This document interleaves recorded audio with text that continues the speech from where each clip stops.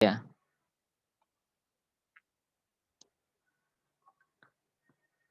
Oke, Pak, di Oh, situ ada. jurnal Inismu Pacitan ini ya. Oh, satu ini aja jurnalnya. Cuma J. satu atau memang mau ada lagi? Ya, sementara baru satu, Pak. Oh, Yang yang dulu link yang lama berarti mati pindah sini ya. J. Ya. Nah, oke. Oke. Ini berarti yang ingin dimintakan untuk nge-share saya terkait apa mungkin biar lebih fokus saya nge-share-nya karena kan banyak hal yang perlu di-share kalau jurnal itu. Jadi mungkin ada yang mau ingin lebih dipelajari atau dipahami begitu. Iya. Ini Pak, terutama kendala saya di sini itu reviewers ya. Oke. Itu yang pertama. Yang kedua, ya, untuk pengaktifan doi itu per artikel atau per publish. Oke, terus. Yang lain nanti mengikuti. Oke. Oke. Untuk yang pengelolaan jurnal ini secara kelembagaannya di kampus prosesnya atau skemanya bagaimana nggih. Niki soalnya kan kalau misalkan kita ngomong pengelolaan jurnal itu kan kalau di eh, awal itu kan tiga. Di tiga itu ada kita bikin aturannya dulu terkait dengan keorganisasiannya. Kemudian ada kita bikin kulturnya begitu, baru kemudian kita bikin SDM-nya ada apa enggak itu. Nah ini untuk aturan-aturannya kayak SK Rektor itu berarti udah dibuat atau belum kayak ini? Untuk standar mutunya. Kalau di Umsida itu kita bikin ada pertama kali dulu saya di publikasi ilmiah itu saya bikin dulu standar mutu pengelolaan jurnal ilmiah. Nah, itu dibikin dulu. Kemudian bikin lagi itu pengangkatan untuk managing editor. Karena kan kami itu kan pengelola jurnalnya di bawah kampus, naungan kampus semua, bukan naungan fakultas atau prodi. Jadi penerbitnya itu adalah universitas. Jadi akhirnya diangkat satu orang untuk menjadi tanggung jawab, satu orang itulah yang nanti akan menentukan timnya sendiri gitu. Jadi kampus hanya memegang satu orang itu untuk pencairan dana setiap penerbitan gitu. Nah ini skemanya bagaimana kalau yang di sini karena itu nantinya menentukan bagaimana kita mengelola misal kayak reviewer, mengelola editor, mengelola paper yang masuk. Karena itu nanti berpengaruh sekali dalam prosesnya kalau belum dibuat skema di SK rektornya begitu. Ini bagaimana pengelolaannya kalau jurnal ini?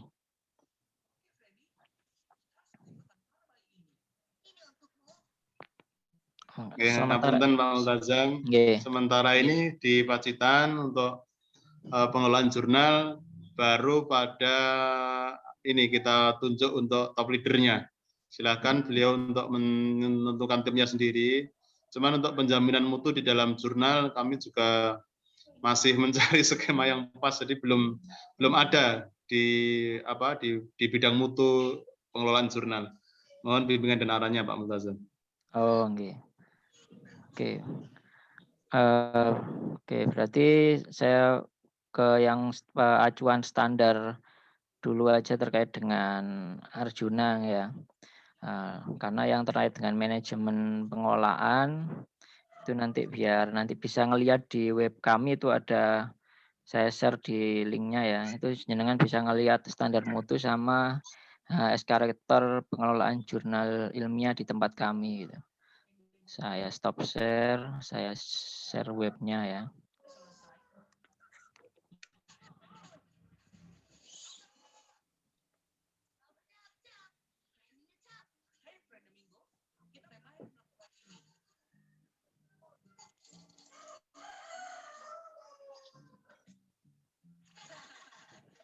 Ya itu sudah saya share di chat, ada dokumen di dalamnya situ ada SK-SK mau yang pengelolaan jurnal maupun yang bantuan atau hibah publikasi ilmiah. Itu semua ada di list tersebut.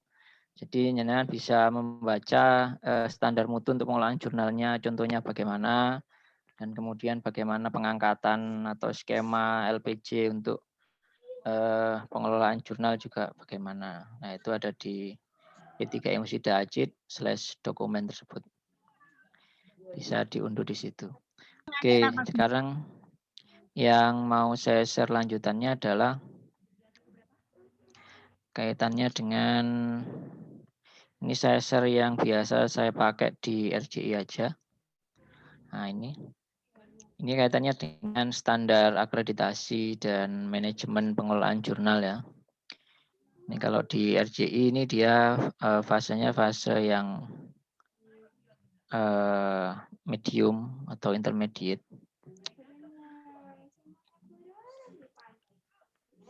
Jadi di Pacitan ini misalkan kan itu saya lihat baru satu ya. Itu rencananya mau membuat berapa jurnal kah dari di kampusnya itu? Atau cuman satu aja atau bagaimana? Pengen ada gambaran nanti jurnalnya itu mau dibawa kemana pengelolaan jurnalnya agar saya bisa lebih fokus ngasihkan masukannya atau sharingnya gitu.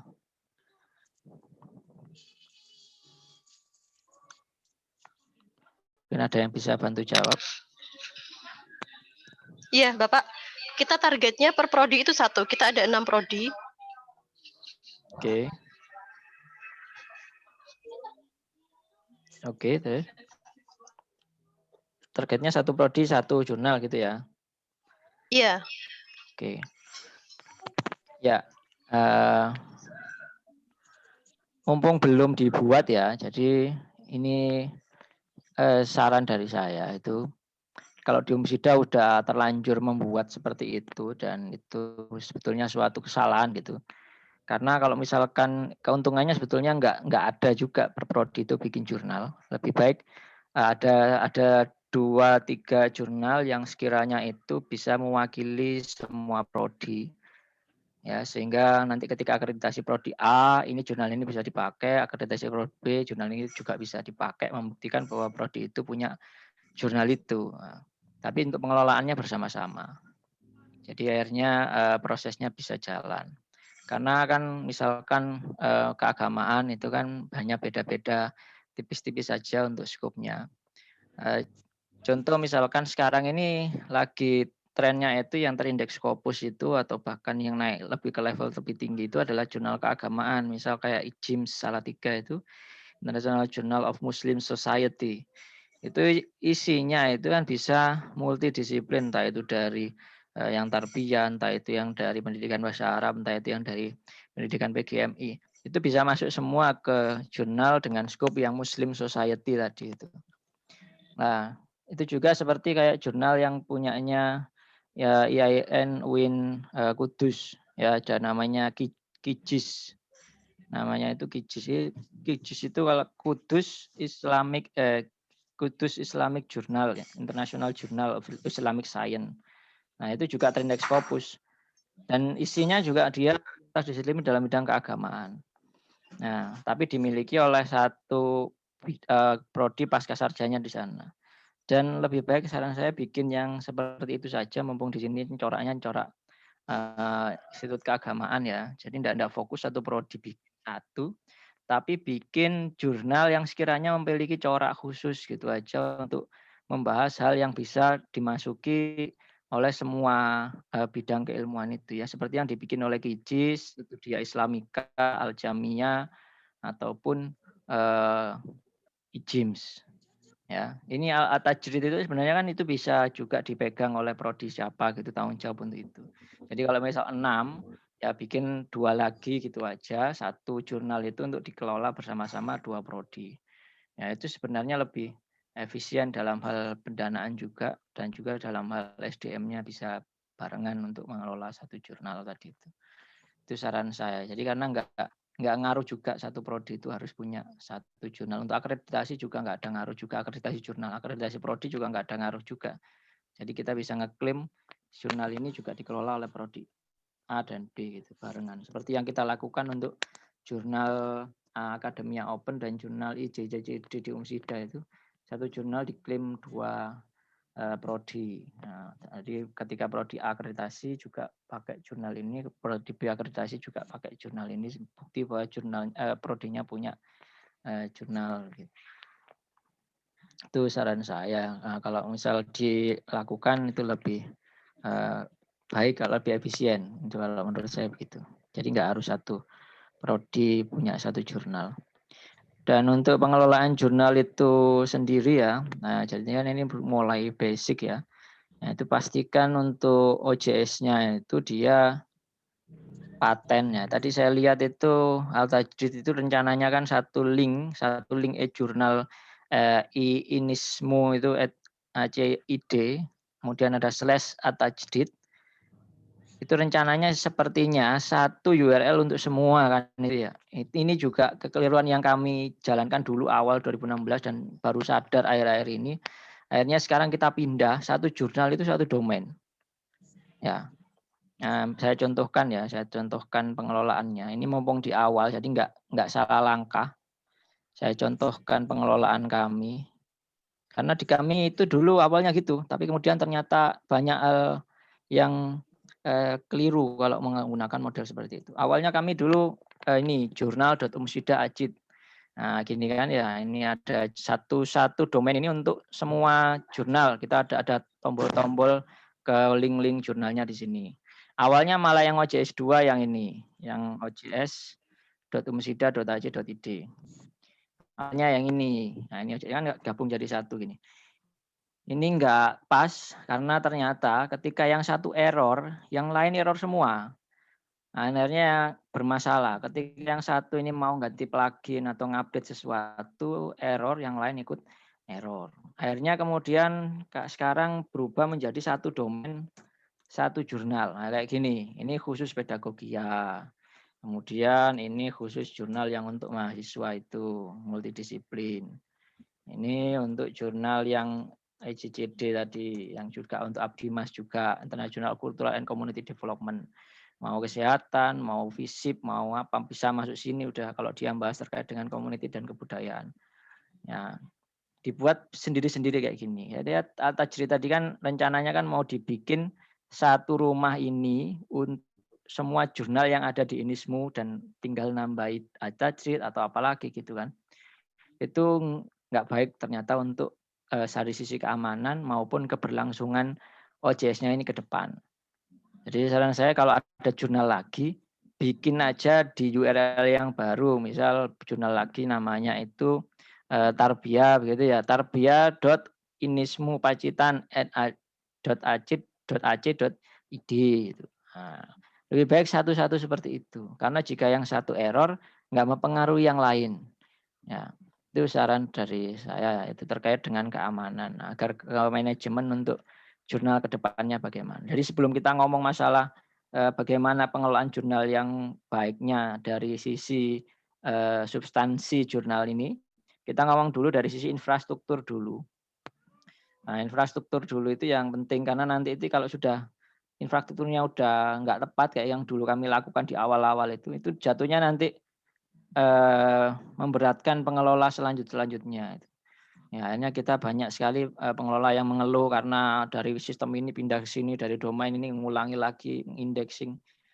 Ya, karena kesalahan dari kita merancang di awal dan agar nggak terjadi juga di ini semua Pacitan ini, mungkin bisa dilakukan satu web jurnal untuk satu jurnal aja, tidak bersama-sama gitu. Ya. Itu saran saya terkait dengan hal tersebut, ya terkait dengan infrastruktur. Ini kalau mau boleh tahu ini dia server sendiri atau hosting untuk Inismu Pacitan ini? Pak Multazam, jadi Inismu kemudian nanti masuk di OJS-nya Tajdid gitu? Satu hosting? Enggak, maksudnya ini server sendiri atau hosting? Hosting, Pak.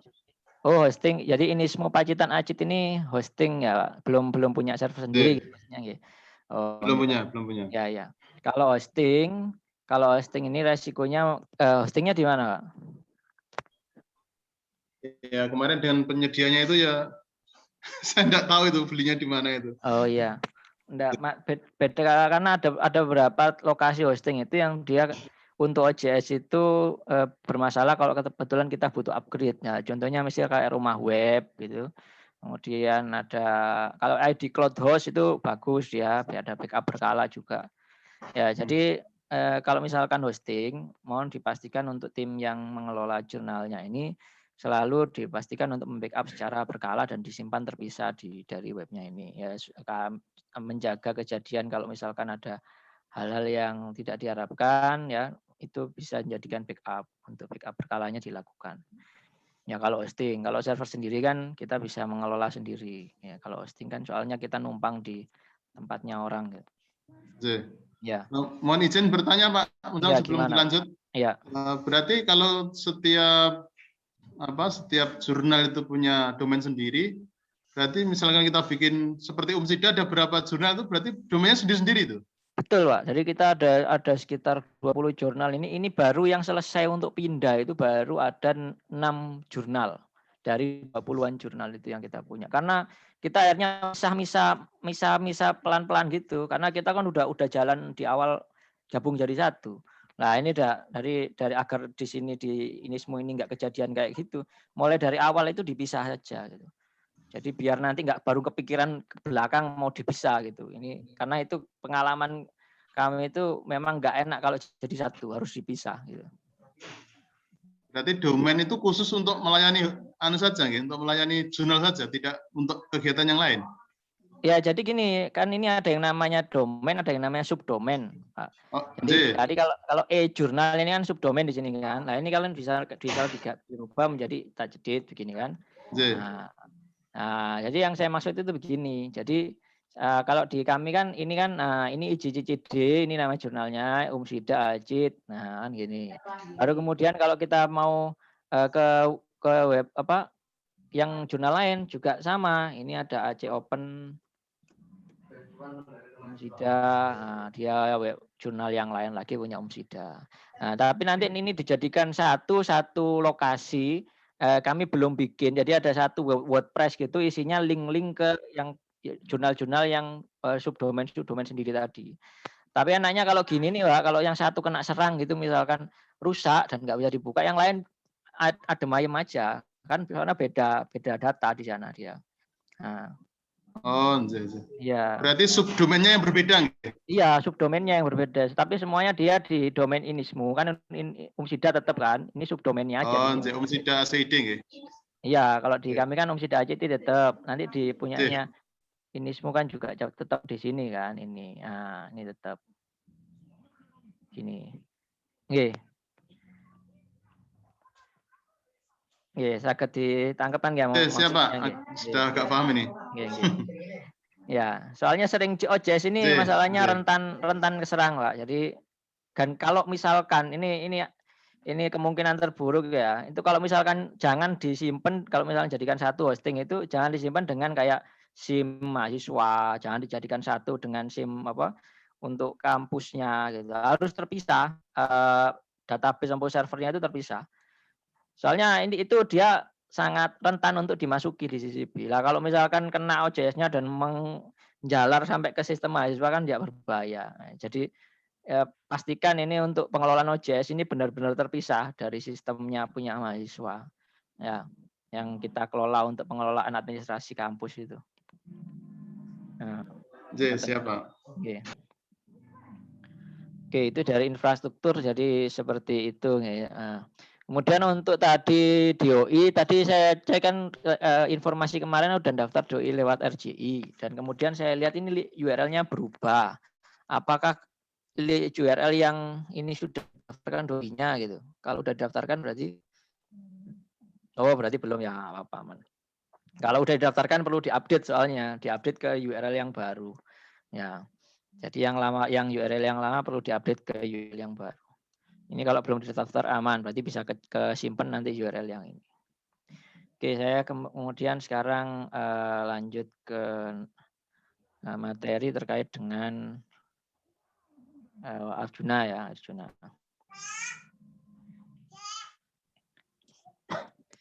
Ya, kalau mau Sinta kan sebenarnya sederhana, itu kan tadi jurnal aja tadi kan udah Sinta 4 itu kan ya. Jadi saatnya sekarang tapi ketambahan harus terdaftar di Garuda. Jadi jurnal itu sekarang harus terindeks Garuda dulu, baru dia bisa maju akreditasi. Ya, sekarang kan Arjuna ikut dari dari BRIN ya, bukan Kemendikbud ya kayaknya ya, dia ikut BRIN dan akan mulai proses akreditasi lagi bulan Juli Agustus sepertinya ya, karena sudah selesai merger.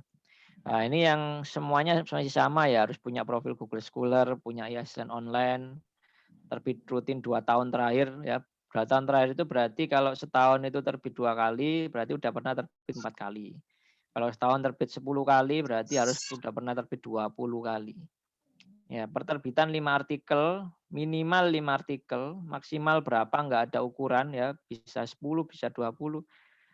Dan bisa juga terbitan saat ini 5, terbitan berikutnya itu 7, 8, kemudian terbitan berikutnya lagi 5 lagi, nggak ada masalah ya. Jadi konsistensi itu bukan dinilai dari berapa jumlah artikel yang terbit, tapi konsistensi itu dinilai dari kesesuaian antara author guideline dan layout atau tampilan jurnal artikel yang terbit. Ya, bukan jumlah halaman maupun jumlah artikel yang terbit. Ya, tapi minimal per terbit itu 5. URL bisa diakses. Nah, ini yang urgent tadi itu kan sering ada pindah link tadi itu kan ya. Pastikan link-link yang lama itu diupdate. Saya cek yang di Sinta kan belum diupdate. Nah, itu segera minta tolong ke tim Sinta untuk mengupdate URL yang ada di Sinta untuk jurnal ada tadi kan masih URL yang lama yang ada di Sinta itu saya cek tadi. Ya. Kemudian publication ethics statement ini juga perlu ada, udah memahami karena sudah ada ya, sudah terindeks Sinta. Editor dan reviewer yang memadai. Ya, tadi ada pertanyaan terkait dengan reviewer ya. Jadi reviewer itu sebetulnya untuk mendapatkannya itu menugaskannya itu kan cukup mudah ya sebetulnya ya. Kalau misalkan kita udah punya komunitas gitu, nah dan sering call for reviewer. Jadi nggak hanya call for author ya, tapi call for editor dan call for reviewer. Dan call for-nya ini jangan di lokasi yang sama aja, jangan hanya di orang Indonesia aja. Ya, orang luar itu paling senang jadi reviewer, khususnya yang kita ikut grup-grup Facebook dari luar negeri. Misalkan kita searching aja di Facebook itu, jadi ada Scopus, searching aja kata-kata Scopus di Facebook group, kemudian searching aja kata-kata PhD di Facebook group, itu dia nanti pasti muncul itu dia apa link-link yang link grup Facebook dari luar negeri yang membahas Scopus, yang membahas jurnal, yang membahas tentang PhD. Lah Anda join di situ dan kemudian mulai call for reviewer, mulai call for editor ya. Dan mereka pasti senang itu kalau ada call for review dari call for editor dan mereka akan pasti mendaftar karena menganggap itu jurnal luar negeri ya kan Anda kan dari Indonesia ya. Jadi pasti banyak yang berantusias untuk mereview. Berarti paper-papernya dengan bahasa Inggris kan gitu. Nah, untuk yang paper bahasa Indonesia berarti strateginya ya dengan cara setiap paper itu enggak hanya dikasihkan pada satu reviewer, tapi langsung dikasihkan pada 3, 4, 5 reviewer. Dan salah satu reviewer itu reviewer internal ya. Jadi dari situ nanti di sistem OJS sudah merekam bahwa paper itu sudah pernah ditugaskan pada reviewer. Nah, itu udah oke sebenarnya udah cukup gitu untuk menunjukkan terjadi dinamika dalam pengelolaan paper tersebut ya. Nah, dan kemudian kalau misalkan dari kelima itu yang hanya satu yang mengembalikan ya itu aja yang dipakai dikasihkan pada autor ya. Jadi nggak hanya ke satu orang. Lah gimana nanti kalau mengembalikan 2 orang honornya bagaimana? Nah, masalah honor ini kembali lagi makanya ke masalah SK ya. Masalah SK bagaimana pengelolaan jurnalnya tadi itu. Ya, apakah reviewernya dibayar, apakah reviewnya tidak dibayar itu tergantung pengelolaan jurnalnya. Karena standarnya itu kan reviewer itu nggak dibayar aslinya itu standarnya. Reviewer jurnal itu aslinya nggak dibayar. Ya, jadi penghargaannya macam-macam, bisa dikasih merchandise pada waktu akhir tahun atau nggak dikasih sama sekali atau dikasih kalau jurnalnya berbayar untuk terbitkan, nah reviewernya dikasih gratis untuk menerbitkan papernya. Nah, biasanya dikasih gitu. Jadi nggak langsung ada transfer uang begitu, nggak langsung seperti itu. Ya. Jadi sebenarnya kalau yang sering review pasti memahami itu dan nggak dibayar dari proses reviewnya. Makanya kita langsung aja kirim ke banyak reviewer. Kemudian ada bukti dokumen review diupload di sistem OJS-nya, bukti dokumen review-nya ya. Ya minimal itulah ada cek review plagiasi yang diupload. Ya minimal, seminimalnya. Ukuran memadai itu berapa? Editor yang memadai itu ukurannya 5 ya. Ini saya cek coba di Atajedit ini ya. Ini Atajedit gimana modelnya tadi itu. Editor di Atajedit. Nah, ini Atajedit 1, 2. Nah, ini ada yang kurang ini. Ini pencantuman negara ya. Ini kan sudah ada Irak ya. Ini yang lain Indonesia ya dicantumin juga negaranya. Indonesia. Ya, ini peer reviewer ini aturannya kalau di akreditasi itu kan peer reviewer dibuatkan web sendiri ya, dibuatkan kayak halaman sendiri dipisahkan dari ini. Tapi kalau kita daftar di UAJ ini di-delete saja reviewer ini ya. Atau dijadikan satu di editor. Nah, karena di 2J nanti menjadi pertanyaan masalah reviewer yang ditunjukkan ke umum seperti ini. Nah, ini kan reviewer itu hanya syarat untuk proses akreditasi saja. Ya, jadi reviewer yang ada di sini dipindah ke editor atau dihapus. Ya, ini jadi kurang negara. Ini udah lumayan banyak ya, udah lumayan banyak untuk memadai ya. Dari sisi memadainya bukan dari sisi wawasan. Kalau wawasan itu maksudnya ini lihat ada Irak, oke berarti dia ada internasional 1. Tapi menjadi pertanyaan nanti dicek ya, apakah yang bersangkutan ini pernah ditugaskan untuk menjadi editor di dalam. Kalau nggak pernah berarti kecoret ya. Dan kalau dia tidak punya publikasi internasional juga nggak ada nilai sama sekali meskipun yang bersangkutan ini dari luar negeri. Ya, jadi misalkan kita cek di sini punya publikasi, ternyata linknya kan ke Google Scholar ya dan nggak ke profil Scopusnya. Nah, padahal yang dicari untuk akreditasi jurnal itu adalah link ke publikasi internasionalnya ya, khususnya dia punya publikasi jurnal internasional ya yang terindeks Scopus. Maka ini nggak kehitung, nggak dapat nilai dia sebetulnya untuk nilai editor yang memiliki publikasi internasional. Karena editor itu selain harus punya diversitas juga masalah publikasi juga dia harus punya publikasi. Ya, ini memadai. Ya, untuk reviewer ini juga sudah memadai dalam ukuran jumlah. Ini ada berapa? 1, 2, 3, 4, 5, 6, 7, 8, 9, 10. Ini terbitannya ada berapa dia? 1, 2, 3, 4, 5, 6, 7. Per terbitannya berapa? 1. Oh ya, cukup. Ya, 10 terbitannya 5, 6 cukup. Nah, menjadi tidak cukup kalau terbitan 15 tapi orangnya cuma 10 untuk reviewer yang tercantum di situ. Meskipun hitungannya itu tidak begitu objektif ya, tapi itulah yang dipakai untuk para asesor biasanya ngecek itu apakah memadai atau tidak dengan cara membandingkan dengan terbitan. Nah, kalau ini reviewer ini juga sama ngeceknya apakah dia udah punya publikasi internasional Scopus apa enggak. Nah, kalau ini kan nggak dilingkan ke Scopus ID-nya, nah, hanya Google Scholar-nya aja. Ya diasumsikan berarti yang bersangkutan nggak punya Scopus ID. Ya berarti semuanya ini posisinya adalah publikasi yang nasional saja. Nah, ini kalau dari perspektif asesor ngelihatnya seperti itu. Ya, jadi meskipun ada tidak dapat nilai maksimal. Nah, ini sekarang saya share lagi yang tadi. Kemudian poin pentingnya secara objektif. Ya, di sini ada penerbit ya kunci asosiasinya kerjasama dengan kampus. Kalau nggak ada dia kerjasama dengan asosiasi, ya berarti poinnya turun. Tapi kalau tertinggi kan dia kampusnya kerjasama dengan asosiasi. Asosiasi apa? Asosiasi keilmuan, bukan asosiasi pengelola jurnal, bukan juga asosiasi organisasi ya, yang keorganisasian begitu, tapi asosiasi yang keilmuan dari bidang itu. Misal kayak Atajdid itu bekerja sama dengan pusat studi apa gitu, yang kaitannya dengan skupnya. Itu bisa, ya, ini di asosiasinya di MOU-nya diupload di web jurnalnya, di OJS-nya. Kalau nggak diupload MOU-nya, dia nggak ada poin di situ.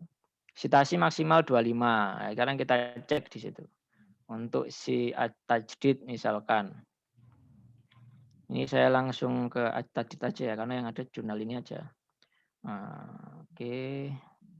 Ini Google Scholar-nya mana ini? Belum ditempel.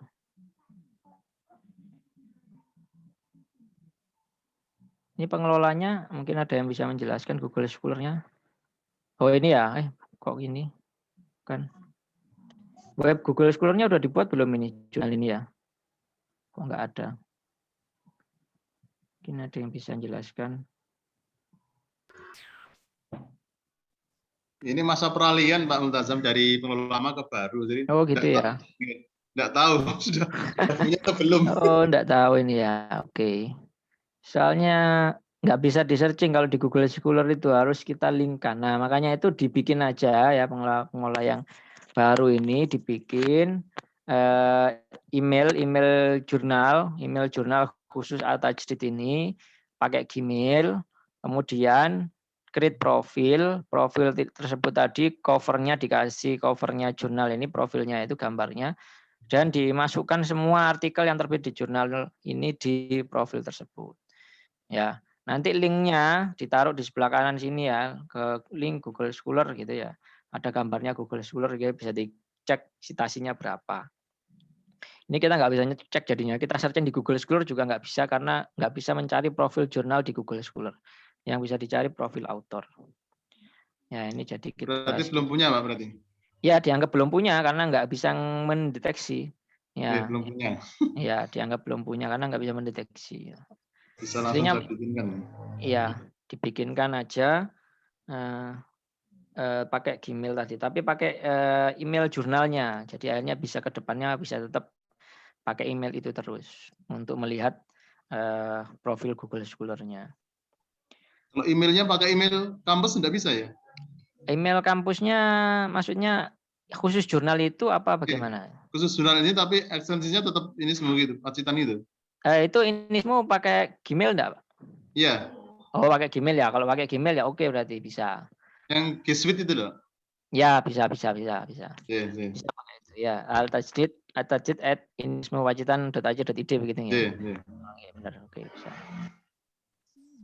Oke, kunjungannya juga udah lumayan ya, average-nya 30 ya. Sebenarnya kalau tertinggi kan 50 ke atas itu kalau kunjungan masalah kunjungan itu.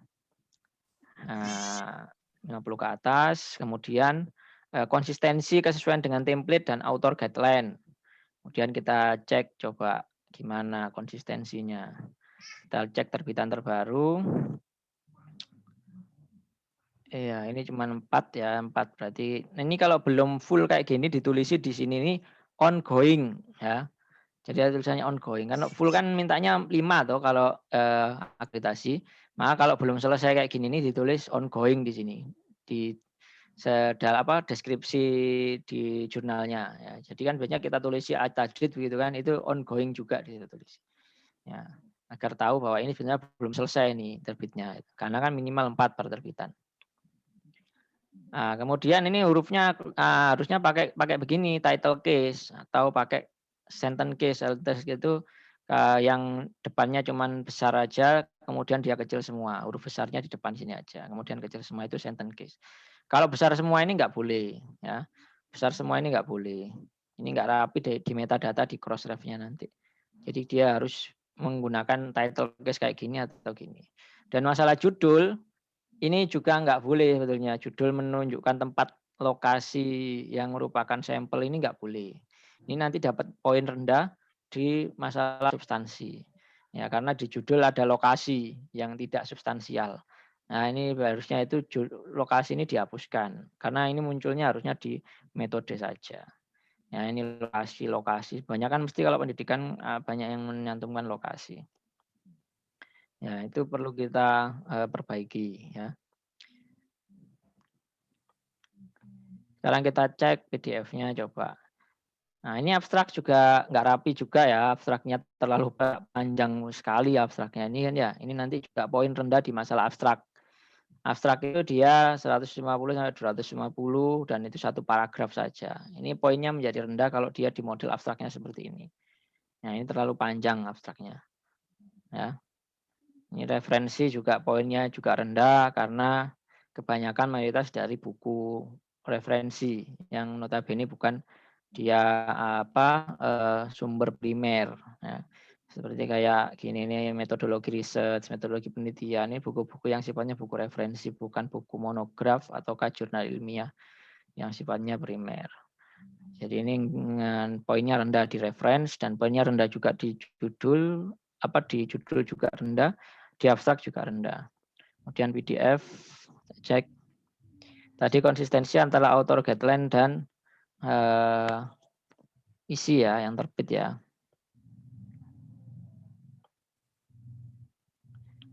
Oke, ya ini tadi ya abstrak terlalu panjang ya. Ini jadinya bukan abstrak tapi sinopsis. Ya, resensi ini kayak resensinya buku. Nah, terlalu panjang.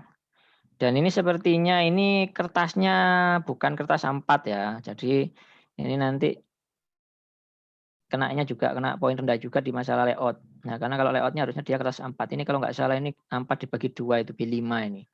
Ini lihat dari besar-besarnya font dan ukuran kertas ini kayaknya dia B5. Ya, harusnya dia adalah A4 kalau mau dapat poin yang dia rendah di masalah layout sesuai UNESCO itu kan A4. Nah, tidak B5.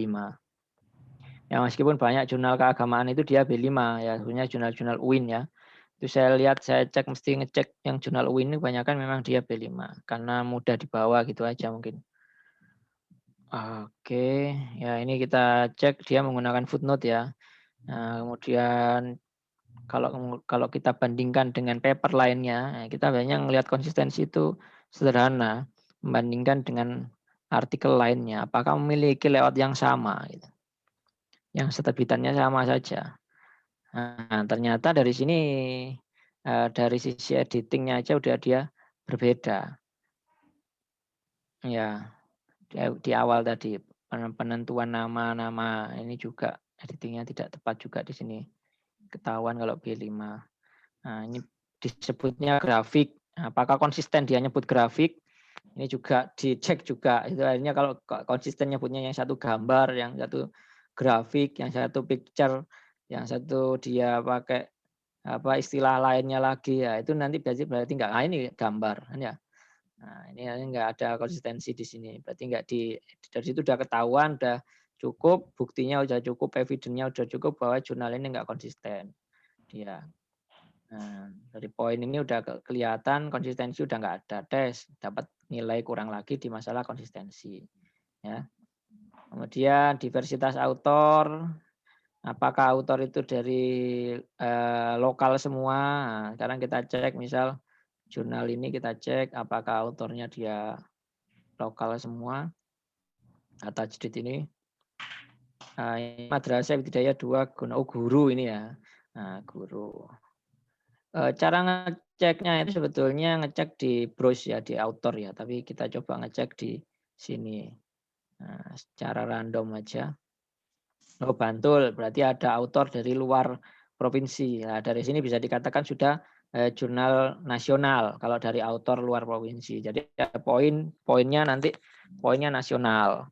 Poinnya itu kalau mau lebih tinggi lagi dari nasional itu ada author dari luar dari regional. Kalau regional itu seperti kayak Malaysia, Brunei, Vietnam, itu Filipina, itu poinnya agak naik sedikit dari nasional. Tapi kalau di luar regional, di luar ASEAN, seperti kayak tadi itu mungkin yang Irak tadi bawa tulisan, itu dapat poin yang internasional. Tapi dengan catatan setiap terbitan harus ada.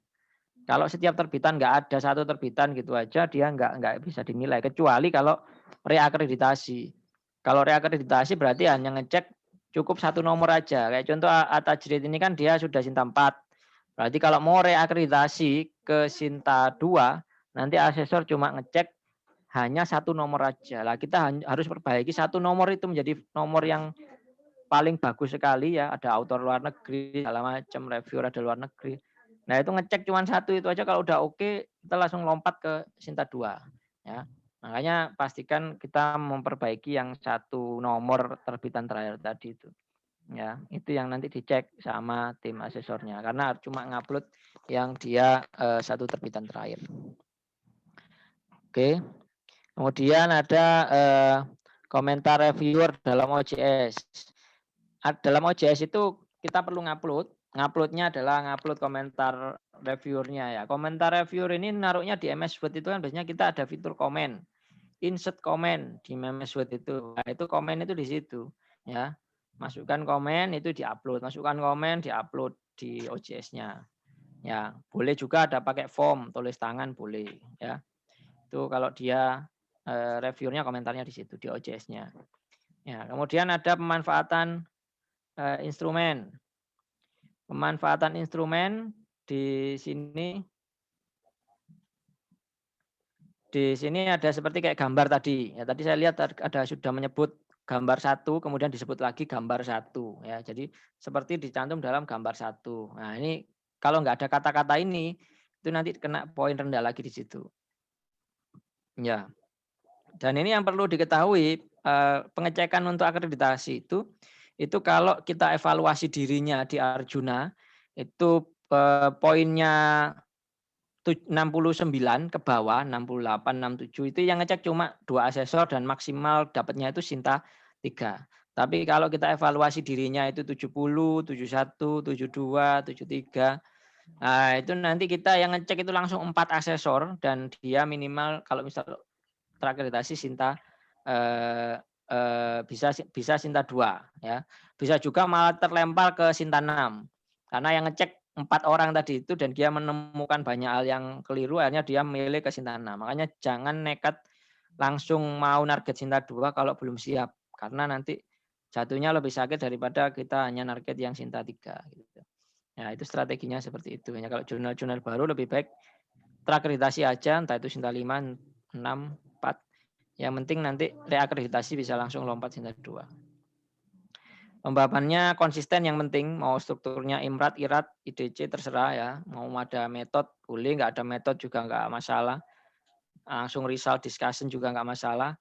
Yang penting konsisten, modelnya seperti itu. Kalau dia nggak konsisten itu yang nanti kena sanksinya, kena poin pengurangan. Nggak dimaksimalkan poinnya sama si asesor. Nah, judul tadi udah kita bahas ya, masalah judul itu harus fokus ketemuan. Seperti kita bahas di kemarin masalah gimana caranya nulis judul artikel yang tepat. Nah, judulnya itu harus sesuai dengan temuannya, ya, jangan terlalu panjang. Tadi kalau jangan ada lokasi juga. Nah, itu nanti autor diingatkan kalau misalkan kita menemukan judulnya itu ada lokasi dan kemudian enggak berbasis pada temuan dia, tapi lebih condong ke kata-kata yang terkait dengan penelitian. Abstrak ini tadi ya maksimalnya dia 300 ya 250 150 ya jangan terlalu panjang kayak tadi itu terlalu panjang. Kalau terlalu panjang maka nanti poinnya tidak maksimal. Analisis sistematis itu melihatnya dari referensi yang tidak berulang-ulang, tidak sering berulang-ulang, tidak sering IBIT, tidak sering nomornya berulang-ulang gitu. Itu karena yang ngecek ini biasanya adalah belum tentu adalah orang yang paham di bidangnya. Jadi mengecekkan itu dia kadang-kala sesuai dengan objektivitas saja. Nah, kalau itu referensinya berulang-ulang terus berarti pemikirannya nggak sistematis itu. Nah, itu kesimpulannya beliau-beliaunya seperti itu. Kemudian kesimpulan maksimal 2 paragraf ya. Tadi seperti kayak kemarin itu malah 1 paragraf ya penulisan. Ini kalau yang akreditasi jurnal ilmiah 2 paragraf masih oke ya, asalkan dia mengulangi pembahasan. Referensi kita udah bahas sedikit ya tadi bahwa dia itu lebih fokus ke artikel ilmiah ya. Lebih bagus lagi yang punya URL, punya referensi yang bisa di cross check dan dia sesuai dengan bidangnya, ada spek kebaruan. Kebaruan itu sesuai dengan bidangnya. Kita nggak bisa menentukan ini berapa tahun, 5 tahun, 10 tahun. Nanti yang asesor substansi yang menentukan. Nah, kalau arahnya ke Sinta 3 ya yang ngecek itu objektif 10 tahun terakhir gitu. Nah, itu kalau misalkan tujuannya ke Sinta 3 4. Karena yang ngecek itu cuma 2 orang dan keduanya ini belum tentu orang di bidang itu. Karena campur-campur. Ya, ini untuk yang untuk membantu ya kayak kemarin itu Citation Finder. Nah, ini untuk di Arjuna. Di Arjuna itu masalah penilaian-penilaian kayak gini untuk penamaan ini mumpung belum bikin nama jurnal ya. Nah, bikinlah yang spesifik ya. Mau tadi kan mau bikin jurnal baru ya, bikin nama yang spesifik yang dia nantinya itu dia nggak meluas ke bidang ilmu tapi ada tematik. Ya kayak IJIM itu Muslim Society itu sebetulnya dia kan tematik, tapi akhirnya banyak lintas disiplin bisa masuk situ. Nah, karena yang penting bahas Muslim Society, ya itu bisa masuk situ. Tapi sebetulnya nggak terlalu meluas karena ada super spesialisasinya di Muslim Society. Ya. Nah, kecuali kalau yang Kudus itu, Kijis itu terlalu meluas ya namanya, penamaannya. Nah, kita bisa meniru cara penamaan-penamaan yang sekiranya tidak terlalu meluas. Nah, itu nanti bisa dinilai yang maksimal. Ya, kemudian di situ ada organisasi profesi ilmiah ya. Ada di sini bisa macam-macam ya. Profesi ilmiahnya. Yang kemudian bisa menjadi partner kayak sudah kita bahas tadi. Nah, sekarang rule-rule-nya. Ada penulis, editor, section editor, reviewer, managing editor, copy editor, proofreader. Secara sederhananya itu modelnya itu seperti ini, secara sederhana. Ya, ini mungkin bisa ditiru ya, bagaimana alur prosesnya. Idealnya itu pengelola jurnal itu 2 orang. Idealnya minimal 1 orang itu sebetulnya nggak mungkin ya. Susah ya, cuma 1 orang. 2 sebetulnya ideal itu. Dan nggak harus dosen juga semua. Salah satu dosen aja, satunya itu mahasiswa atau staf. Bisa. Ya, jadi satunya ada pengiriman naskah. Kemudian autor mengirim naskah dan editor. Editor ini siapa? Editor ini dikatakan sebagai managing editor, editor pelaksana. Managing editor ini biasanya staff atau dia dosen yang dia junior kalau di kampus besar atau mahasiswa ya, asisten lab gitu. Yang tugasnya itu ngecek scope, apakah artikel yang masuk ini sesuai scope apa enggak. Kemudian ngecek apakah menggunakan tata bahasa yang baik. Kemudian ngecek apakah sesuai dengan author guideline. Terakhir ngecek apakah dia lolos similarity check ya, dan tidak melakukan plagiasi. Nah, itu yang menentukan itu adalah si managing editor ya, bisa staff karena ini kan sifatnya objektif semua, tinggal dikasih rambu-rambunya aja. Kalau begini reject, kalau begini reject, kalau begini reject. Kalau misalkan ragu-ragu bisa tanyakan lagi ke editor in chief-nya ya, yang di sini dia adalah dosen-dosennya atau dosen seniornya atau siapa yang memiliki pemahaman lebih tinggi ya, lebih luas. Ya, jadi ada yang namanya editor in chief, ada yang namanya managing editor. Yang menentukan segalanya adalah editor in chief, yang melaksanakan tugas sehari-hari adalah managing editor. Jadi ada editor in chief itu seperti editor yang dia editor gemuk lah istilah bahasanya, yang sering dipakai di pengelola jurnal itu. Sama editor kurus kalau yang managing editor, karena sering saking lincahnya dia sampai kurus. Ya, dia kemudian setelah ngecek 4 ini mengirimkan pada reviewer. Jadi jangan sampai kita mengirimkan reviewer itu apa adanya. Reviewer disuruh ngecek plagiasi, reviewer disuruh ngecek scope. Yang ngecek scope itu si managing editor. Jadi reviewer itu hanya membahas masalah konten, masalah kebaruannya, masalah metodenya, masalah alurnya, masalah penggunaan instrumennya. Nggak ada ceritanya review komentar plagiasi, kemudian komentar masalah copy editing, komentar masalah author guideline ini enggak sesuai author guideline. Nah, itu bukan komentar reviewer gitu. Itu komentar copy editor atau komentar dari managing editor. Reviewer itu komennya seperti artikel ini sebetulnya lebih cocok kalau misalkan referensinya ini. Nah, itu komentar seorang reviewer. Artikel ini membahas term ini tapi sebetulnya kenapa kok enggak menggunakan teori yang ini saja. Nah, itu pembahasan dari reviewer. Ya, metode yang dipakai itu harusnya metode yang ini. Lah, itu reviewer. Jadi reviewer itu lebih seperti dosen membimbing yang dia membahas konten ya, tidak hanya membahas author guideline aja, tata cara pedoman skripsi, tapi juga membahas masalah kontennya ya. Dan kemudian membuat rekomendasi. Nah, ini yang patut diingat lagi, yang menentukan reject atau accept itu bukan reviewer, tapi yang menentukan reject atau accept itu adalah editor. Ya, editor itu yang menentukan. Siapa itu editor in chief? Reviewernya bilang reject, tapi ternyata editor berpendapat lain, langsung di accept, ya terserah editor, ya nggak ada masalah. Ya, jadi si reviewer itu hanya membuat rekomendasi. Kemudian editor yang menentukan keputusan, ya, yang membuat keputusan.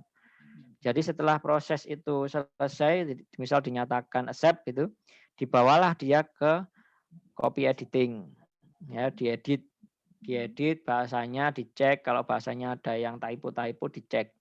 Sama si copy editing dibenerin. Nah, setelah dibenerin semuanya, gambar-gambar kemudian mungkin ada yang keliru, sekaligus dicek, dikirimkan ke autor untuk dikonfirmasi. Apakah artikel ini sudah sesuai, mohon dicek. Jadi perubahan-perubahan itu dikonfirmasikan ke autor. Kalau sudah sesuai, baru kemudian di layout. Ya, di layout itu jadi terakhir. Di layout sesuaikan dengan template, baru kemudian diterbitkan dan di DOI-kan, didaftarkan DOI. Jadi alur prosesnya seperti itu ya. Jadi yang menentukan profit atau terakhir itu final profit adalah author ya, bukan editor. Tapi yang menentukan ini naskah ini udah oke untuk diterbitkan ya. Setelah editor in chief mengatakan accepted dan maka tidak di withdraw ya. Jangan sampai kemudian sudah kita edit mau kita terbitkan ternyata di withdraw sama autornya. Ya itu alurnya seperti itu ya. Untuk versi sederhananya modelnya seperti ini. Ini yang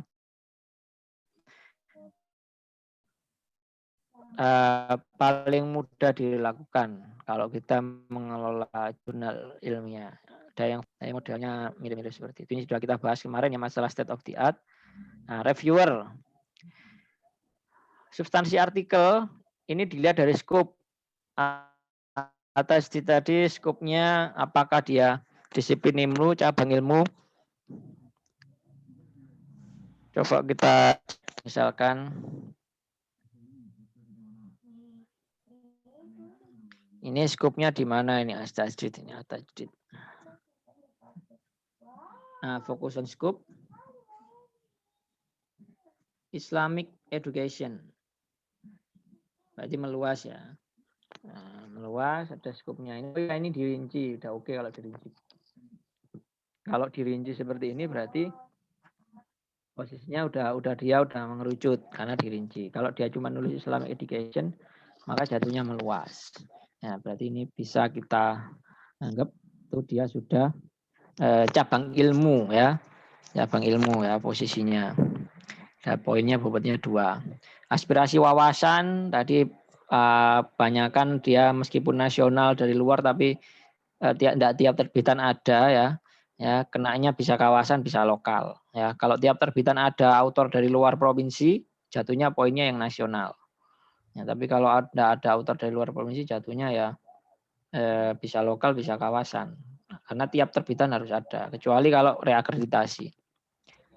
Nah ini tadi sitasi 25 tadi nanti berdampak ke ini 345. Makanya sitasi ini penting. Sitasinya harus dia kalau 25 ke atas kan dia sangat tinggi. Lah kalau sangat tinggi dia kena sangat nyata. Kalau sangat nyata dia mungkin aja kena yang bobot 4 dan 6. Kalau ternyata ketika di random similarity-nya rendah. Ya, dicek plagiasi oleh asesor itu dicek ternyata similarity-nya rendah. Itu dia bobotnya bisa bobot 4, bobot 6 karena sitasinya tinggi. Jadi 345 ini dipengaruhi oleh sitasi. Ya, itu makanya sitasi itu usahakan terdapat lebih dari 25. Ya, tapi kalau sitasi yang dari repositori kita nyasarnya Sinta 2 enggak dianggap, apalagi sitasi yang dari jurnalnya sendiri. Nah, ini juga enggak dianggap ya. Jadi strateginya macam-macam. Nisbah sumber acuan primer berbanding sumber lainnya. Ini yang referensi tadi ya. Dia referensi yang dia bukan referensi dari sekunder ya. Dari sumber primer seperti kayak jurnal ilmiah, buku monograf gitu. Pemutahiran pustaka acuan tadi sudah kita bahas ya. Ada kalau secara objektifnya 10 tahun, tapi kalau misalkan kita menyasar Sinta 2 bisa lebih rendah dari itu karena yang ngecek adalah orang yang pakar di bidang keilmuan tersebut. Jadi dia tahu paling enggak limitasinya sampai berapa ke mutakhiran pustaka itu. Analisis dan sintetis ini ngelihatnya tadi dari sistematika tadi ya. Kalau berulang-ulang ya jadinya sangat tidak baik ya cukup kenanya. Tapi kalau referensinya itu mengalir begitu, itu jadinya dia sistematis dan bisa kena sangat baik. Penyimpulannya kalau cuma satu paragraf diusahakan ya itu sangat baik jadinya kalau cuma dia satu paragraf. Karena dia dapatnya itu kesimpulan yang singkat Nah, dan dia jelas tidak mengulangi pembahasan. Kalau di editor, pelibatan mitra bestari, ini yang reviewer tadi ya, nggak hanya dia internasional ya, nggak hanya berkualifikasi internasional itu bukan berarti dia dari luar negeri begitu kan saja ya, tapi berkualifikasi internasional itu maksudnya adalah juga memiliki publikasi Scopus ya, Scopus ID yang dia punya jurnal internasional. Kalau yang menyasar Sinta 2. Kalau yang menyasar Sinta di bawahnya ya cukup dia proceeding aja nggak ada masalah. Itu dapat poin yang tinggi nih kalau dia punya publikasi luar negeri. Dari Indonesia saja semua juga nggak ada masalah asalkan dia publikasinya bagus-bagus tadi. Ya, yang penting dari berbagai institusinya muncul. Nah, mutu penyuntingan substansi. Kalau komentarnya masalah cuma typo, copy editing, ini jatuhnya cuma yang kena poin 1 ini. Tapi kalau komentar yang tadi masalah konten, ya jatuhnya poin 2. Kalau kemudian nggak ada komentar sama sekali atau cuma ngupload cek plagiasi, ya jatuhnya 0 kayak yang ini. Ya, kualifikasi Dewan Penyunting, ini juga sama Dewan Penyunting ya, jurnal ilmiah internasional ya, bukan proceeding internasional. Jadi editor itu meskipun dari luar negeri tapi nggak punya Scopus ID jurnal ilmiah internasional nggak ikut di sini, nggak termasuk. Ya, jadi harus dia lebih dari 50% itu penyunting sudah pernah menulis di jurnal ilmiah internasional. Dalam tanda kutip di sini indikatornya adalah punya Scopus ID di dalamnya ada jurnal internasional. Itu kalau mau poin yang tertinggi di sini. Petunjuk penulisan author guideline tadi saya cek author guideline-nya belum lengkap kayaknya tadi itu ya. Nah, author guideline. Oh, ini author guideline-nya. Oke, oh, belum ini ya. Nggak ada contoh di introduction-nya harus bagaimana itu. Template. Nah, template ada. Cuman harusnya namanya template itu dia adalah versinya doc, bukan PDF. Karena yang namanya template itu orang tinggal copy paste ke sini dia udah menyesuaikan sama template ini. Ya kalau ini kan orangnya perlu ngetik lagi sesuai dengan ukuran ini. Yang namanya template itu berarti dia versinya docx gitu ya, agar bisa langsung copy paste. Kalau PDF kan ya bukan versinya berarti. Ya. Ini memang apa template-nya udah pakai huruf besar semua. Ini enggak benar ya, Pak. Harusnya dia pakai sentence case atau title case. Ya, dan ada negara. Afiliasi itu minimal dia ada 3 ya. Sub departemen, sama negara. Manajemen jurnal ilmiah. Kalau misalkan mau dikena poin yang penuh, daring penuh ini, itu tanggal di OJS-nya urut. Tanggal submit misal tanggal 1, tanggal review itu tanggal 5, tanggal terbit tanggal 10. Lah itu urut. Kalau misalkan antara review dan terbit itu lebih dulu terbitnya baru kemudian ngupload bukti review, nah berarti nggak urut, itu nggak bisa dapat poin yang ini. Tapi bisa dapat poin yang nomor 2 ini. Ya, jadi boleh-boleh aja kayak gitu. Itu misal kita lupa ngupload bukti reviewnya karena lewat email, ya kita upload aja nanti setelah itu terbit karena mau akreditasi. Ya, itu nggak ada masalah, nggak ada yang disalahkan, boleh-boleh aja. Tapi nanti nggak bisa dapat poin penuh di sini, dapat poin yang ini, ya kombinasi daring dan surat elektronik. Keefektifan judul artikel, lugas dan informatif, pencantuman nama penulis dan lembaga penulis lengkap dan konsisten. Lengkap ukurannya tadi ya, ada subdepartemen, departemen sama negara. Nggak ada negara ukurannya nggak lengkap dan harus konsisten. Yang lainnya ada negara, yang ini nggak ada negaranya lah, itu berarti nggak konsisten. Judul yang efektif, jangan kita bahas ya, judul yang lugas dan informatif. Jangan terlalu panjang, fokus pada temuan. Abstrak tadi udah dibahas, jelas ringkas ya, jangan panjang-panjang. Kalau panjang-panjang jatuhnya ini abstrak tidak jelas dan bahasa tidak baku, dapatnya setengah poinnya. Kata kunci 56. Kurang dari itu berarti bisa aja kena yang poin ini. Ada tapi kurang konsisten atau kurang mencerminkan konsep penting. Dapatnya setengah. Sistematika penulisan artikel lengkap dan tulisan baik. Ini lihatnya di author guideline. Author guideline-nya tadi itu kan belum mencerminkan ya, belum mencerminkan lengkap dan bersistem baik ya. Misal introduction itu isinya apa di author guideline-nya itu.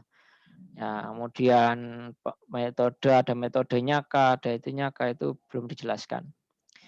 Dan harusnya ada informasi dia dianjurkan memakai Mendeley. Nah, kalau misalkan itu sudah dianjurkan memakai Mendeley, nanti dia dapat poin ini 7 ya.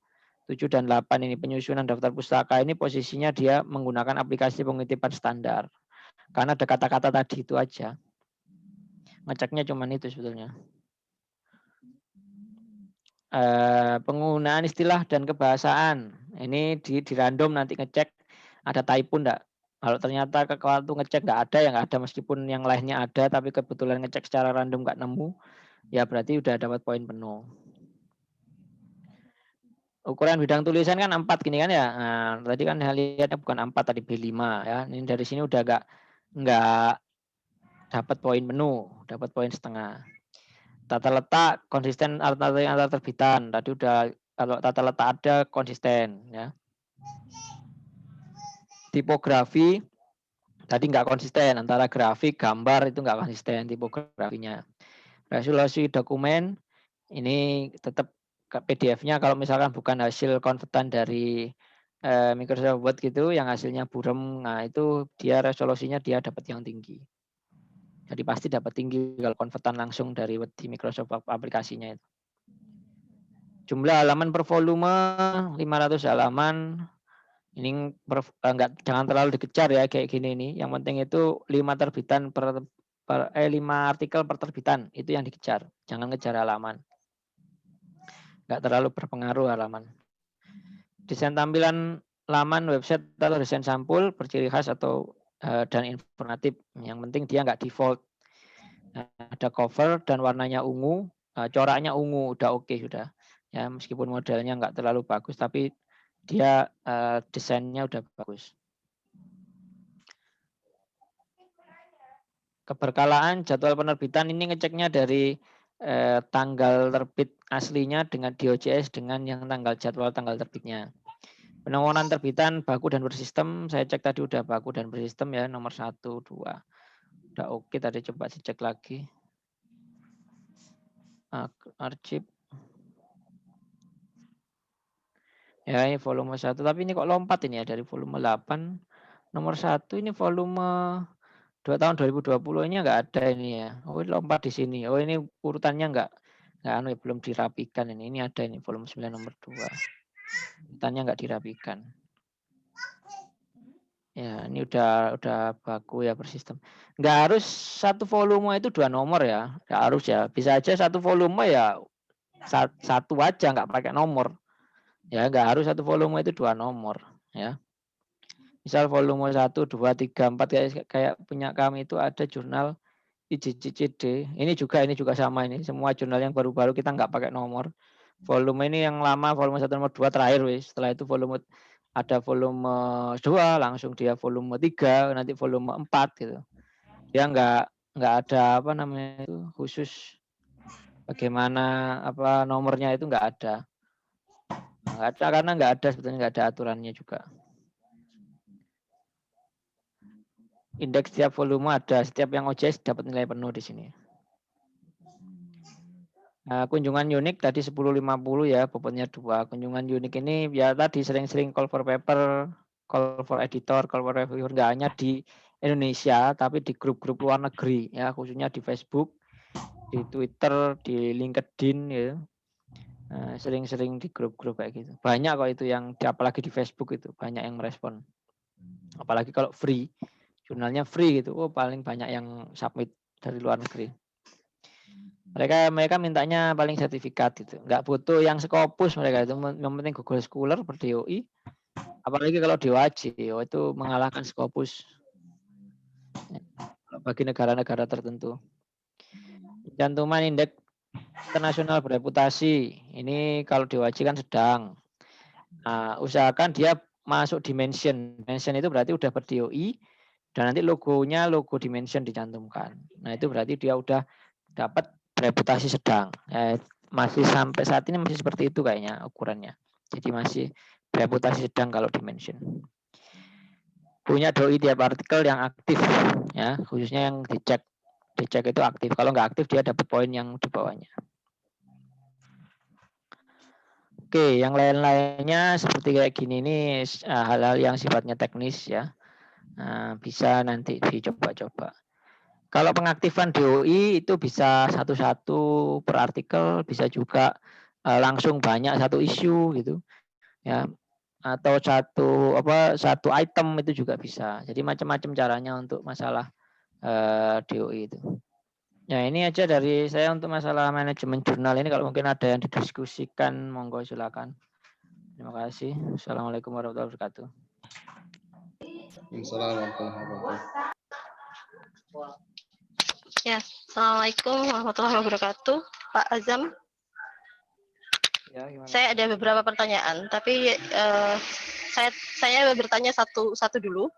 Itu kaitannya dengan persebaran reviewers ya, karena saya pernah mengikuti diskusi itu ada yang mengatakan bahwa untuk proporsi reviewersnya dari internal dan eksternal bahkan internasional itu bahwa kita harus punya reviewers yang persebarannya ada di setiap benua gitu. Itu benar nggak sih? Gitu. Terima kasih. Ya itu tergantung dari kita tujuannya mau apa. Makanya tadi di awal kan saya bertanya itu jurnal ini mau dibuat jurnal yang model gimana gitu. Karena jurnal itu kan tipenya ada, kalau saya bagi itu dulu itu kalau nggak salah 5 ya. Nah, itu jurnal yang niatannya memang untuk menaikkan pamor kampus ya. Yang berarti jurnal ini ya jadi menjadi jurnal yang kredibel, yang akhirnya dosennya sendiri itu sampai masuk sendiri ke jurnal itu susah karena saking ketatnya masuk ke jurnal itu. Jurnal yang untuk menaikkan gengsi kampus ya. Kemudian ada lagi jurnal yang memang ditujukan untuk hanya untuk naik kepangkatan aja ya, berarti fokusnya dia jurnal minimal itu Sinta gitu untuk menolong dosen kepangkatan gitu, bisa terbit ke situ. Kemudian ada lagi jurnal untuk BKD, yang penting beri SSN buat dosen yang mau BKD ngupload situ gitu. Nah, itu ada juga model kayak gitu. Kemudian ada lagi jurnal yang niatannya untuk nyari uang kampus itu. Jadi jurnal itu niatannya memang dinaikkan pamornya, kemudian dikasih APC, akhirnya dapat pendapatan kampusnya.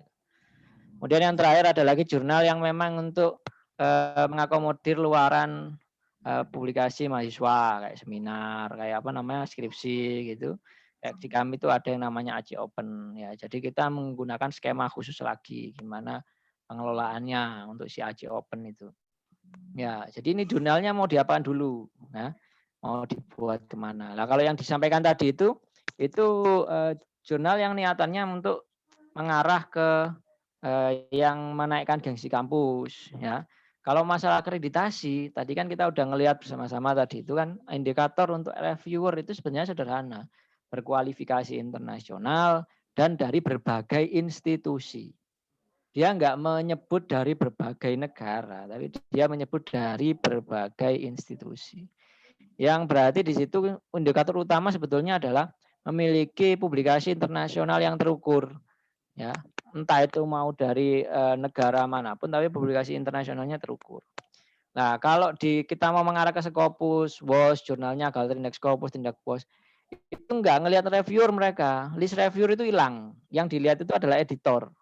Nah, karena jurnal-jurnal itu harusnya yang dicantumkan kan editor yang kelihatan. Kita untuk mencantumkan reviewer itu kan hanya untuk akreditasi aja, akreditasi jurnal di Indonesia. Kalau kita untuk DOAJ, untuk Scopus, untuk WOS, mereka nggak minta list reviewer itu karena mereka tahu list reviewer itu dirahasiakan. Nah, yang penting mereka lihat itu outputnya, hasilnya saja. Ya, jadi yang Ibu sampaikan tadi itu yang dari berbagai negara itu sebetulnya nggak terlalu relevan ya. Relevan itu dalam artian fokusnya ke kualifikasi internasionalnya saja tadi, ke yang memiliki Scopus ID, publikasi jurnal internasional.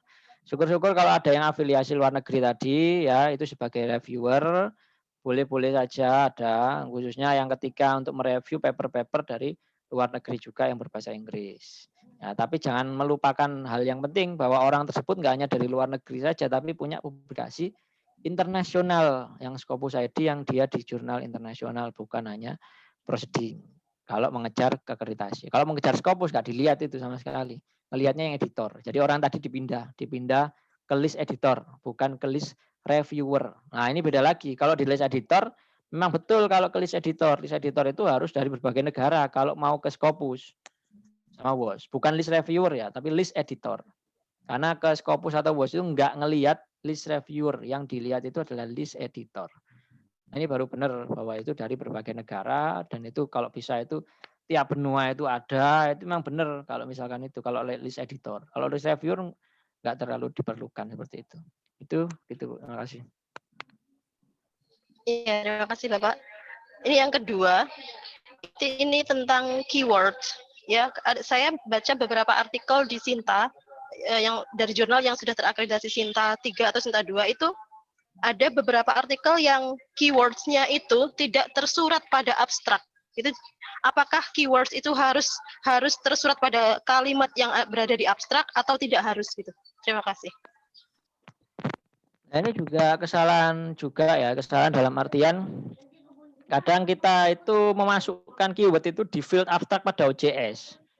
Padahal itu enggak boleh. Yang naruh keyword itu harusnya di metadata keyword. Nah, tapi apa keyword itu harus ada kalau keyword. Kalau misalkan enggak ada keyword dan ternyata dia sudah Sinta 2, ya berarti dia unggul di bidang yang lain. Karena kan poin kan banyak. Di situ ada poin-poin macam-macam di situ kan. Ada poin diversitas, ada poin kunjungan unik, citasi, ya bisa saja yang jurnal itu unggul di poin yang lain gitu. Tapi secara harus atau tidak ya harus ada keyword ya. Tapi yang tempat-tempatan keywordnya harus benar di OJS-nya. Jangan naruh keyword di lokasi abstrak pada OJS. Itu salah, sangat salah sekali. Itu yang sering dilakukan jurnal-jurnal awal-awal memulai itu banyak kan yang salah metadata begitu. Mereka nggak menaruh keyword di lokasi asal aslinya metadata keyword, tapi menaruhnya di abstrak. Nah, itu yang nggak boleh. Ya, itu mungkin Bu. Ya, masih dari saya Bapak. Yang ketiga ini tentang layout. Ya, kalau misalnya tadi kan ada ketidakstandaran ya dari yang seharusnya itu A4, tapi kita menggunakan B5. Kalau misalnya ini ya kita ubah dan pada saat kita mengajukan akreditasi itu bagaimana? Kan pasti asesor kan melihat dari terbitan-terbitan lalu gitu. Gitu. Terima kasih. Ya, tidak ada masalah. Ini seperti jurnal kami contohnya ini yang sudah Sinta 2 itu JIS itu jurnal JIS Umsida. Nah, jurnal ini merubah layout itu dari awalnya dia modelnya yang cuma satu ya, dia berubah menjadi begini ya. Bentar, saya contohkan PDF-nya. Ya, ini layout terbaru. Nah, terbaru begini terbaru. Nah, terbaru dia begini ya, dengan 2 kolom. Nah, ini terbarunya begini. Nah, tapi kemudian yang lama itu dia ada di OJS Umsida JIS. Nah, ini yang lama. Yang lama dia modelnya seperti ini.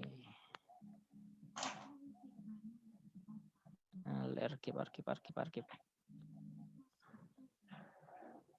Ini buka. Oke, ini yang lama juga. Yang lama dikit.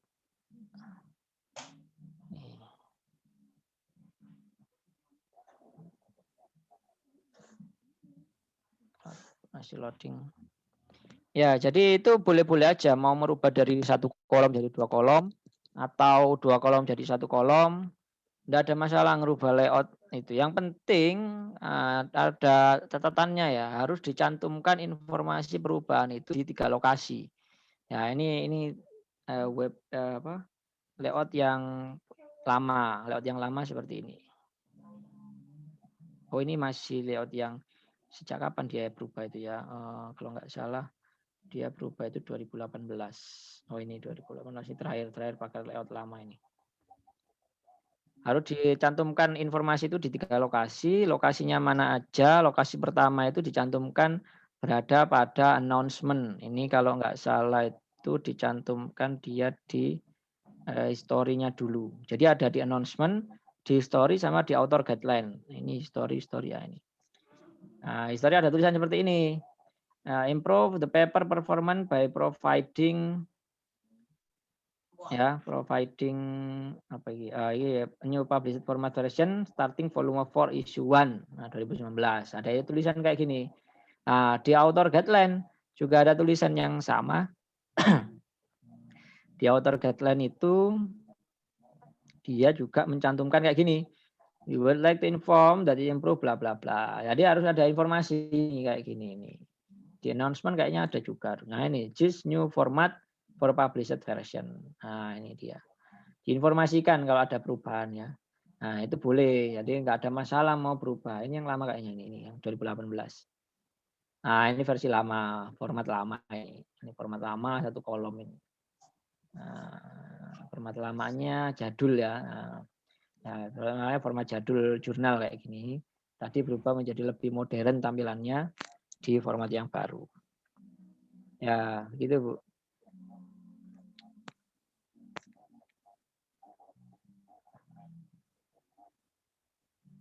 Jadi boleh mau merubah format. Tapi diinformasikan di 3 lokasi tadi.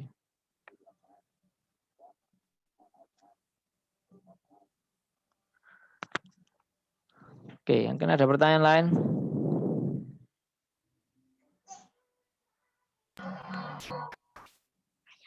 Nggih, matur suwun Pak Multazam. Ini jurnal tajrid ini misalkan kita ajukan untuk akreditasi kira-kira masuk ke Sinta berapa Pak nanti ke depan ini? Perlu berapa langkah pembenahan lagi? Oh, nanti kalau dengan kondisi yang saat ini kayak gitu ya malah bisa turun Pak kalau dengan kondisi yang saat ini. Kalau misalkan dilakukan perubahan seperti yang saya sarankan tadi itu ya bisa aja ke Sinta 3 ya. Kalau kita mau ke Sinta 2 kita perlu ngecek juga kayak dalemannya di komentar reviewernya gimana. Terus perlu perbaikan paper-papernya juga tadi itu yang terbit ya. Jadi kalau mau ke tujuannya kemana dulu? Kalau ke Sinta 2 ya perlu banyak yang diperbaiki khususnya konten artikel yang akan terbit. Nanti mohon untuk diadakan pendampingan inten Pak dengan tim Red Jurnal Tajrid Pacitan. Nggih, monggo. Matur suwun.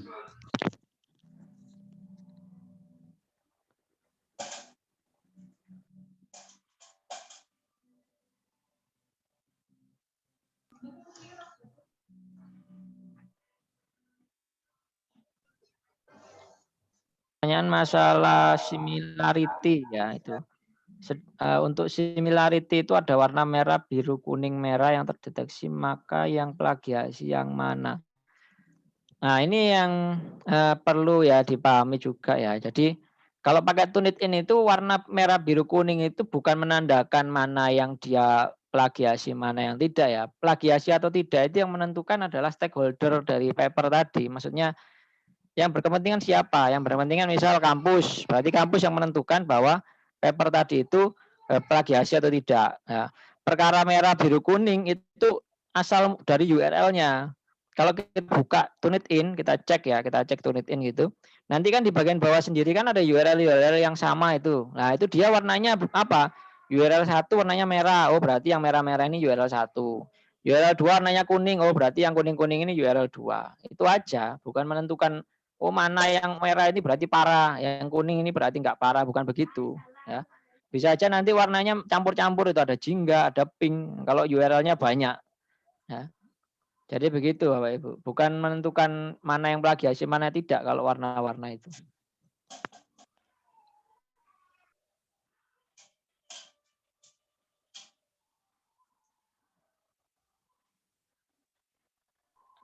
Ada yang pertanyaan lagi monggo.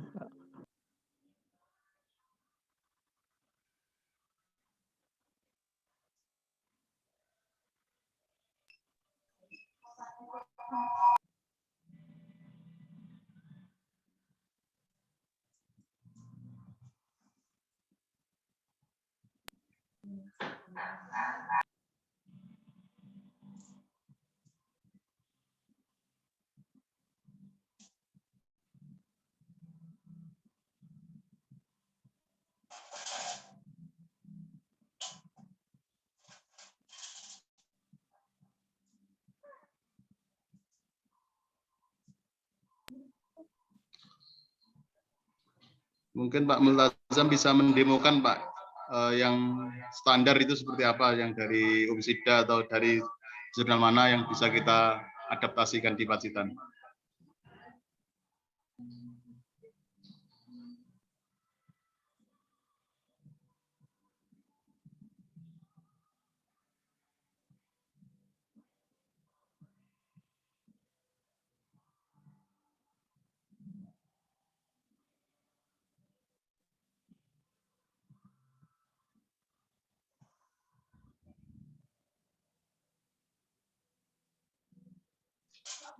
Pak Multazam masih mute, Pak.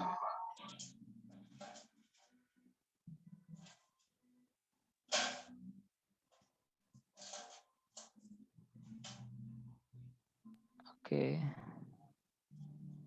Ya, jadi yang di sini udah oke, udah informasi, udah cara penulisan metadata juga sudah bagus, bisa dijadikan contoh. Karena kuncinya sebetulnya untuk kerapian ini. Setiap artikel yang terbit itu ada informasi kayak gini ya Bapak Ibu, ada biar oke. Jadi kayak gini contohnya 2 negara, nah, Indonesia dan Jepang. Nah, tiap terbitan itu usahakan ada author dari luar negeri memang. Kalau memang tujuannya memang jurnalnya mau go internasional, tiap terbitan harus ada author dari luar negeri. Full text isunya bisa download di sini, author mau download full text bisa download di sini. Ada PDF-nya, ada HTML, ada EPUB. Ya, ini udah oke. Ini jurnal ini udah Sinta 2. Dan nggak hanya jenisnya nggak hanya artikel riset aja, kayak ini artikel ya satu. Tapi jenis yang lain ada, ini review, ada lagi brief report. Nah, macam-macam sesuai dengan bidang keilmuannya. Kalau keagamaan itu bahkan harusnya banyak tipenya ya, misal koresponden atau wawancara pakar, nah, misal wawancara dengan ulama gitu, kemudian dibikin artikelnya, ada videonya gitu. Kemudian bisa juga ada rubrik Jumat, kayak khutbah Jumat begitu, itu juga bisa. Ya, bisa juga seperti itu. Jadi macam-macam caranya untuk membuat section itu. Section bisa macam-macam. Di sini untuk about memang baru transisi editorial team bagaimana. Nah, ini penyantumannya kayak gini ya, Scopus ID, ini Scopus ID-nya. Ini yang saya maksud tadi itu udah jelas ada Scopus ID-nya ya. Ya, meskipun fokusnya dia nggak author luar negeri, tapi dia ada Scopus ID lengkap, itu oke ya. Jadi oke. Nah, ini review acknowledgement-nya di sini. Ini ada dari luar yang sebagian yang ikut dari call for reviewer, ada dari Libanon juga. Dari call for reviewer dari Australia, tapi dia cantumkan juga, jangan lupa ya, Scopus ID-nya tadi. Nah, Scopus ID ini yang menjadi indikatornya ya. Oke, terus contoh yang lain, misal jurnal.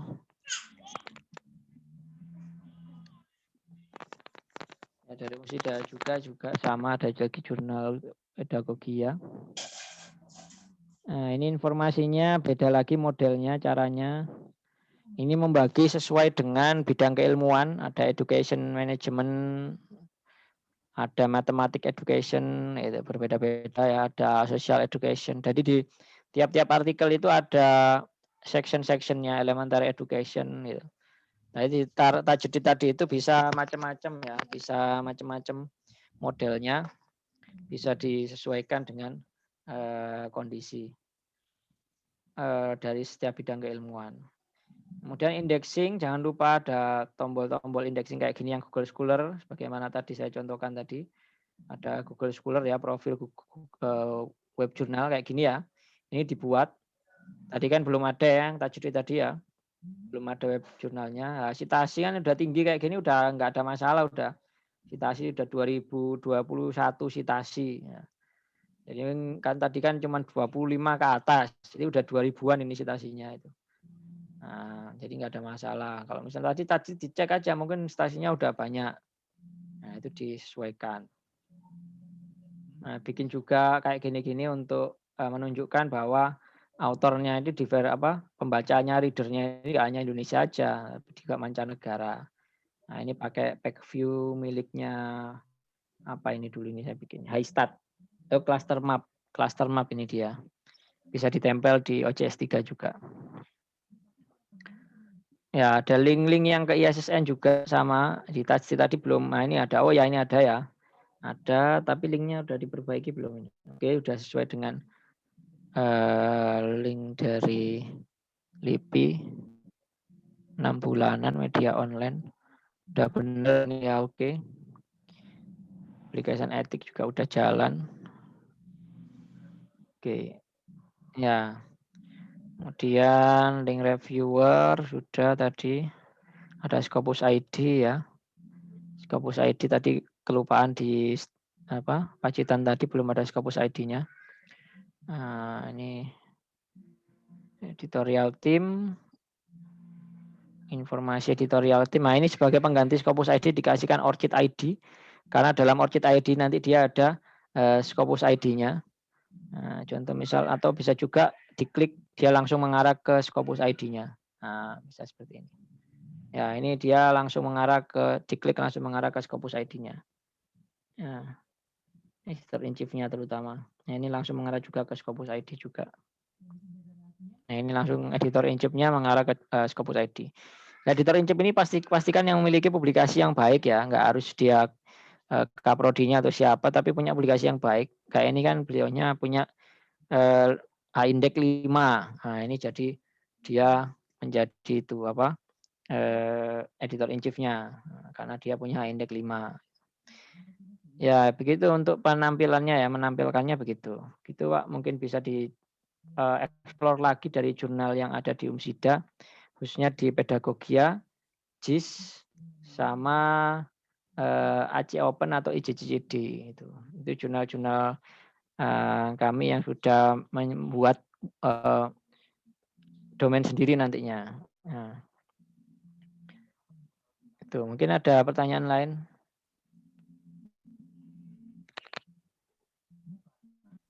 Ada satu pertanyaan Pak di kolom chat dari 12 untuk novelty itu yang bagaimana Pak? Apakah menemukan, menguatkan atau mengembangkan teori?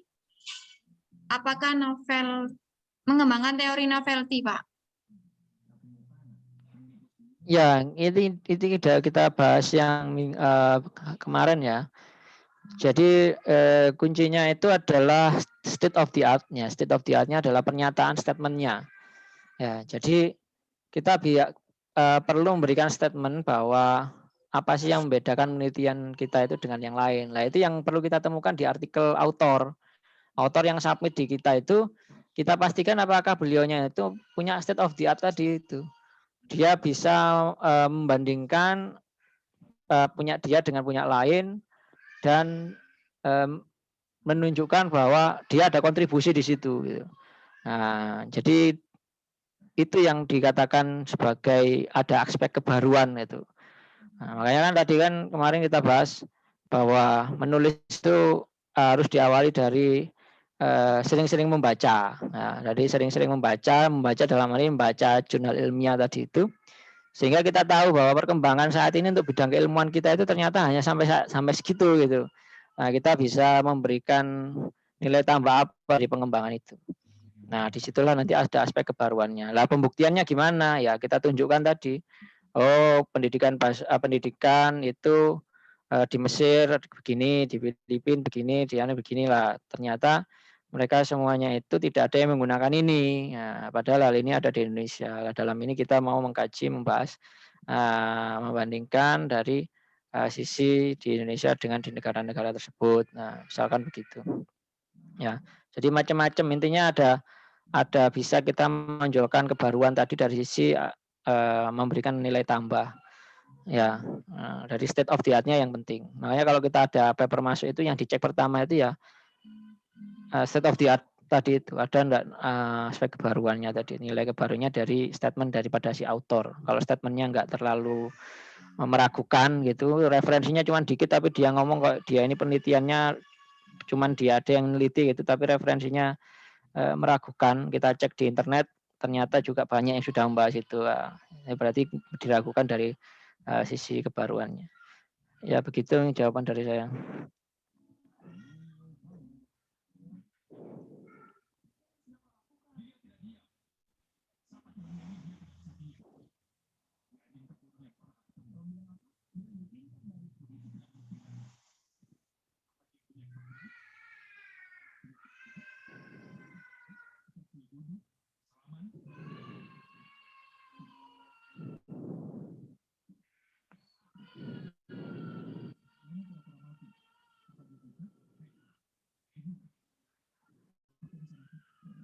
Punten Pak Multazam, nanti Iya, ke monggo. depan kita mohon arahan bimbingannya.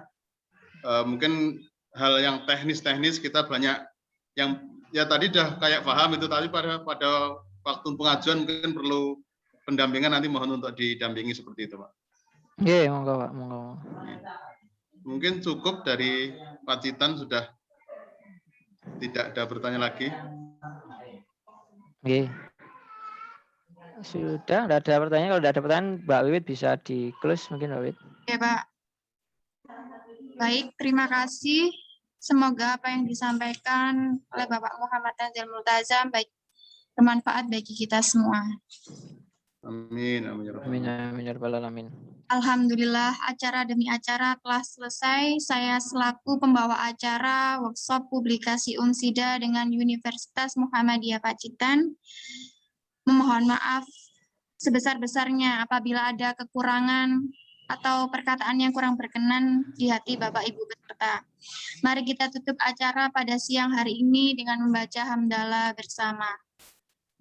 Alhamdulillahirrahmanirrahim. Sekian, wassalamualaikum warahmatullahi wabarakatuh. Waalaikumsalam warahmatullahi wabarakatuh. Waalaikumsalam. Matur suwun Pak Multazam. Monggo Pak Ahmadi, monggo Pak Ibu semua. Assalamualaikum. Salam.